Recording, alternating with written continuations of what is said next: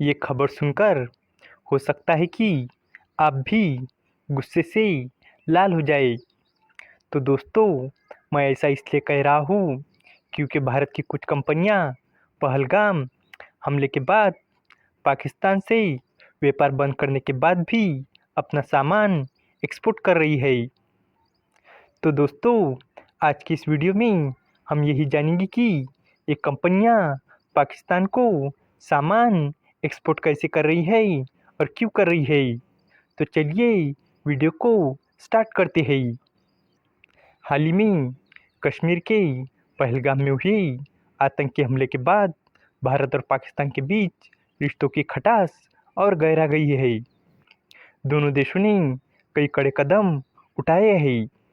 दोनों देशों के बीच व्यापार भी लगभग बंद हो चुका है। वही एक डेटा बताता है कि आतंकी हमले के बाद भी भारत की चीज़ें बिकने के लिए पाकिस्तान जा रही है।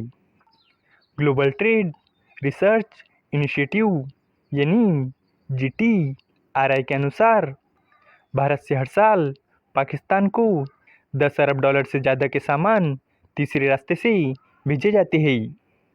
GTRI ने बताया कि पहलगाम हमले के बाद कारोबारियों ने भारत से पाकिस्तान सामान भेजने के लिए दुबई, सिंगापुर और कोलंबो के बंदरगाहों का इस्तेमाल करना शुरू कर दिया है। ऐसा वो व्यापार पर लगी रोक से बचने के लिए कर रहे हैं। GTRI की रिपोर्ट में बताया गया है कि इन रास्तों से भारतीय सामान पाकिस्तान में व्यापार की बाधाओं के बावजूद पहुंच रहा है। रिपोर्ट में कहा गया है कि GTRI का अनुमान है कि भारत हर साल 10 अरब डॉलर से ज़्यादा का सामान पाकिस्तान को इस रास्ते से भेजता है। इसका मतलब यह है कि बहुत सारा व्यापार सीधे तौर पर न होकर घूम फिर कर हो रहा है। GTRI ने बताया कि एक्सपोर्टर कैसे नए तरीके अपना रहे हैं। भारतीय कंपनियां अपने सामान को इन बंदरगाहों पर भेजती है और वहां एक दूसरी कंपनी उन सामानों को लेती है और उन्हें बॉन्डेड वेयरहाउस में रखती है।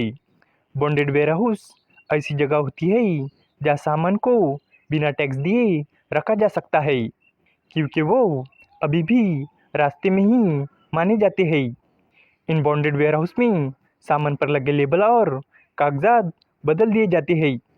उदाहरण के लिए भारत में बने सामान को मेड इन UAE का लेबल लगा दिया जाता है। इसके बाद इन सामानों को पाकिस्तान भेजा जाता है, जहाँ भारत के साथ सीधा व्यापार करना मना है।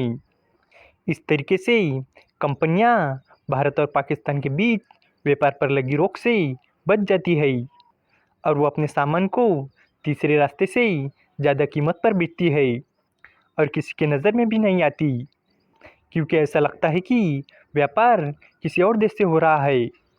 उदाहरण के लिए एक कंपनी भारत से दुबई को 1 लाख डॉलर के ऑटो पार्ट्स भेजती है, फिर लेबल बदलकर उन्हें UAE का बता दिया जाता है। इसके बाद इन सामानों को पाकिस्तान में 1,30,000 डॉलर में बेचा जा सकता है। बढ़ी हुई कीमत में स्टोरेज, कागजात और उस बाजार तक पहुंचने का खर्च शामिल होता है। इस रिपोर्ट में कहा गया है कि हालांकि ये ट्रांसशिपमेंट मॉडल पूरी तरह से गैरकानूनी नहीं है, लेकिन ये कानून के दायरे में थोड़ा डाउटफुल भी है। ये दिखाता है कि कैसे कंपनियां व्यापार को बनाए रखने के लिए नए तरीके खोजती है।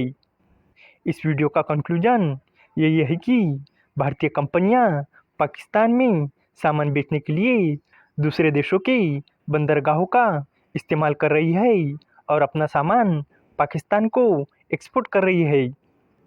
आपका इस पर क्या ओपिनियन है, कमेंट में ज़रूर बताना। और अगर वीडियो पसंद आई हो तो वीडियो को लाइक और चैनल को सब्सक्राइब ज़रूर करना। धन्यवाद।